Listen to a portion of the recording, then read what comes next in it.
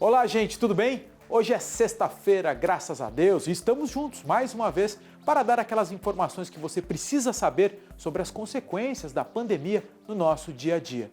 E olha, teve confusão ontem no primeiro dia de abertura da Ponte da Amizade entre Foz do Iguaçu, no Brasil, e Cidade do Leste, no Paraguai. A entrada para lá é permitida somente entre as 5 da manhã e 2 da tarde. Só no fim da tarde é que houve autorização para a volta. Além da confusão com o horário, houve também um descumprimento de algumas medidas previstas. Inicialmente, somente moradores de Foz do Iguaçu poderiam atravessar a ponte.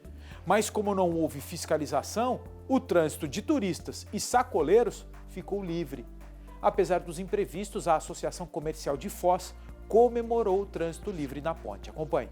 A importância estratégica para a nossa região, essa reabertura, para devolver às pessoas o direito ao emprego, à renda, aos empresários que estão aí há mais de 210 dias parados, sem fluxo de caixa. Isso faz muito sentido nesse momento, durante a pandemia, essa reabertura gradual, podendo passar motos e carros com todos os controles sanitários nas empresas. Sem dúvida alguma, essa conexão entre Foz do Iguaçu e Cidade do Leste, ela engrandece o turismo, aos poucos vão se retornando e logo teremos uma normalidade dentro do sistema de turismo, seja nos hotéis, nos monumentos turísticos, seja no Paraguai para compras, e aos poucos vai se retomando. Nós temos que manter a integridade na segurança sanitária junto ao poder público, está cobrando com que isso se mantenha um aumento crescente na prevenção nos hospitais, dos leitos, nessa crescente do cuidado com a população e que os nossos irmãos paraguaios também tenhamos esse alinhamento, não só por esse momento, e que tenhamos assim uma comissão permanente entre todas as entidades e poder público dos dois lados para mantermos um alinhamento de comunicação para que possamos, na próxima vez, sermos preventivos e não reativos ao problema. Perspectivas empresariais são muito boas, Nós temos aí logo o Black Friday que está chegando, temos o Natal chegando, o final de ano. Sempre a nossa região foi muito desejada, os hotéis são magníficos no final de ano com as suas decorações e eu creio que vai ser tudo de bom e vamos voltar a crescer rapidinho. Sem dúvida, o comércio, seja aqui no Brasil como no Paraguai, gradualmente ele vai retomando. No Brasil se retornou entre 40% e 60% alguns comércios e isso vai voltando conforme a população do Paraguai começa a visitar o Brasil, os turistas começam a vir aos poucos, a nossa cidade já está recebendo milhares de turistas, no último feriado foi demonstração disso e nós contamos sim que essa renovação vai acontecer muito mais rápido do que a gente imagina. É muito importante que o associado e o novo associado e o interessado em se associar entenda que essa economia regional ela está totalmente integrada, não existe desconexão e nós estamos, tanto a agricultura quanto a logística, quanto a parte do varejo, do atacado, eles são integrados. Isso faz com que a gente tenha a mesma corrente e sejamos elos unidos na mesma corrente. O atraso no calendário escolar provocado pela pandemia fez o governo do estado do Rio de Janeiro tomar uma decisão controversa. Determinou que todo aluno da rede estadual terá aprovação automática este ano. Confere aí. Essa foi uma decisão da Secretaria Estadual de Educação, publicada hoje no Diário Oficial, e determina que todos os alunos das escolas estaduais devem ser aprovados em 2020, independentemente do resultado que eles tenham obtido nas avaliações.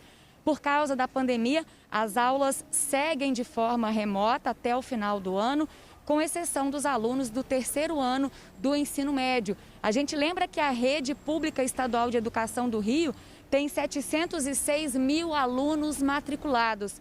Só que mais da metade, 411 mil, eles não tiveram acesso a nenhum tipo de atividade acadêmica desde março, quando as aulas foram suspensas. Esses alunos serão considerados em situação de abandono e podem voltar no ano que vem na mesma série em que estavam matriculados este ano. Ainda os efeitos da pandemia. Já tem 7 meses que cinemas e teatros estão fechados, shows e apresentações proibidas. E o brasileiro cansou. É o que mostra uma pesquisa Datafolha publicada pela Folha de São Paulo. A maioria quer a reabertura do setor. A retomada das atividades do setor cultural deve acontecer aos poucos. No Rio, apesar da liberação para funcionar há cerca de um mês, nem todos os cinemas e teatros reabriram. O incentivo maior veio com a possibilidade de liberar o consumo de alimentos e bebidas nesses locais. Em São Paulo, cinemas e teatros foram liberados na última sexta-feira. Mas na maior metrópole da América Latina, a volta é feita com cautela. A pandemia mudou a forma de se consumir arte. Alguns artistas migraram para a plataforma online. Foi o caso da Tamires. Espetáculos que têm cumprido temporada nas casas e que as apresentações são transmitidas ao vivo. E aí tem palco, tem luz, tem cenário, mas ainda assim não é teatro. É uma experiência que o público consome através do celular, do computador. Uma pesquisa do Itaú Cultural, em parceria com o Datafolha, revelou o crescimento da confiança para a volta das atividades culturais. Entre os que pretendem retomar essa agenda, 54% disseram se sentir seguros para frequentar aparelhos culturais. Já 46% acham que ainda não é o momento de voltar. A preferência dos entrevistados durante a retomada cultural é por atividades próximas de casa, sem a necessidade de utilizar meios de transporte. É provável que as pessoas estão com medo, com receio, de pegar transporte público para fazer esse deslocamento e tendo a preferência de usar transportes pessoais como carro, moto, bicicleta. Apesar da autorização para a reabertura na capital fluminense, uma das instituições mais lembradas quando se fala em cultura só deve voltar a abrir as portas no ano que vem. O Teatro Municipal foi um dos aparelhos culturais que se reinventou durante a pandemia. Por enquanto, por aqui, espetáculos acontecem somente online. Pelo YouTube, se ouve gratuitamente, por exemplo, uma composição de Bach tocada em casa.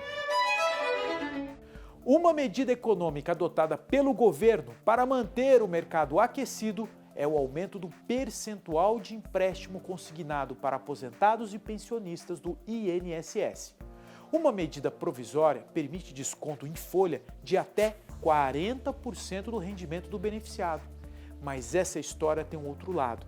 A preocupação é com o endividamento das pessoas. A medida provisória editada no dia 2 de outubro aumenta de 35% para 40% o percentual que aposentados e pensionistas podem comprometer com empréstimo consignado, ou seja, aquele empréstimo que é descontado direto no contra-cheque. Os juros normalmente são mais baixos porque não existe a possibilidade de calote. De acordo com o texto, 5% desse percentual devem ser usados para saque ou pagamento da fatura do cartão de crédito.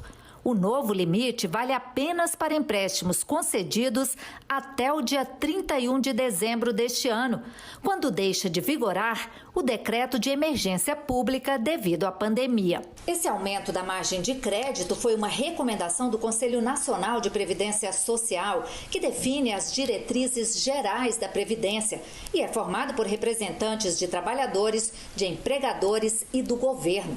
Este ano, o Conselho já tinha aprovado a redução da taxa de juros desses empréstimos e o aumento do prazo para pagamento das parcelas, medidas para ajudar aposentados e pensionistas a enfrentar a crise provocada pela pandemia. Eu acho ótimo, porque é um juro menor e ajuda muita gente, nesse momento de crise. O lado bom é que o aposentado ele consegue pegar um empréstimo com um juro bem mais baixo do que pegar dinheiro com os agiota ou pegar o dinheiro na boca do caixa e pagar um juro altíssimo.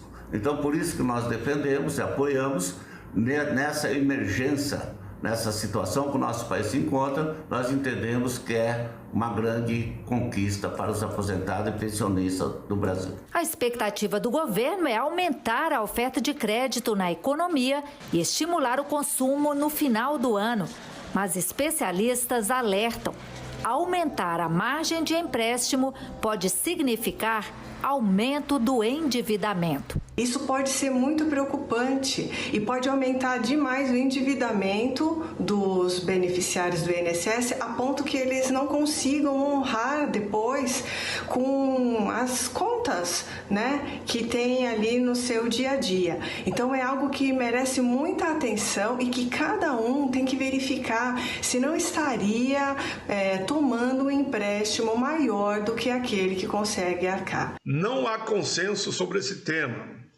É um pleito dos aposentados e pensionistas que afirmam que os juros são bem mais baratos nessa modalidade de empréstimo. Por outro lado, há instituições e especialistas que apontam o risco do aumento do endividamento familiar, muitas vezes pressionando os idosos. Mas, enfim, a medida provisória está editada. O debate é que vai apontar o caminho, se vai ser permanente ou não. O dono do dinheiro, o aposentado, deve ter o livre-arbítrio para usar esse dinheiro como ele bem entender. E se ele quer usar para fazer um empréstimo consignado, deve ser respeitada a liberdade de escolha dele no percentual que ele desejar. Muitos entendem que não, que ele deve ser tutelado pela lei, porque senão ele vai usar tudo em empréstimo e daí ele não vai ter o que comer, não vai ter como viver. Eu acho que essa história de tutelar a cidadania é uma tristeza. Eu acho que cada um tem que ser responsável pela sua vida e a liberdade de empréstimo deve ser concedida sim. Este boletim informativo, gente, termina por aqui. Eu desejo a você uma ótima sexta-feira, um excelente fim de semana e até segunda-feira, se Deus quiser. Até a próxima!